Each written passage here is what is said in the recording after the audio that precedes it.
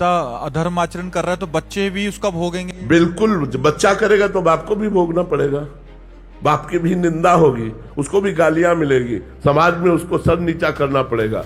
चाहे पिता का संबंध गलत हो या पुत्र का संबंध गलत हो, दोनों को भोगना पड़ेगा।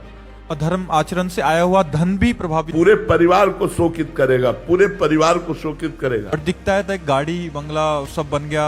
ये सब बाहरी है, बाहरी है। ये कुछ दिन के बाद बाहरी भी नहीं रहेगा और आंतरिक भी नहीं रहेगा। आंतरिक तो जलते ही रहते हैं, बाहरी है ये कुछ दिन के लिए है, कुछ दिन के लिए है। जब तक पुण्य है तब तक धर्मात्मा पुरुष को दुख दे लो और पाप कर लो, और जिस समय तुम्हारे पुण्य नष्ट होंगे, विध्वंस हो जाओगे, किसी कार्य में तुम सफल नहीं हो पाओगे। अभी तुम्हारे पुण्य इसलिए सफलता दिखाई दे रही। और जी पापाचरण वालों को तो समझ आया, बट ये जो धर्म आचरण कर रहे हैं फिर भी दुखी हैं, इनका क्या रहस्य? पूर्व जन्म के जो पाप है, अब उनके पाप का जो क्रम लागू हुआ है वो नष्ट हो जाएंगे।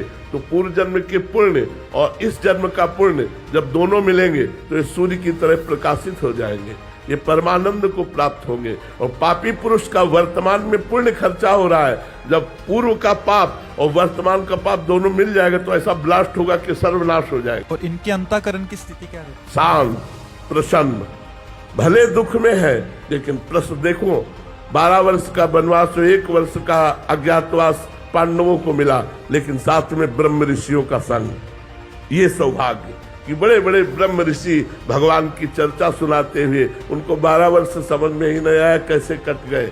बाहरी कष्टों की परवाह नहीं करते धर्म में चलने वाले ये अधर्मिक पुरुष लोग थोड़ी देर के लिए बाहरी सुखों को भोगते हैं, अंत में महादुख को प्राप्त होते हैं।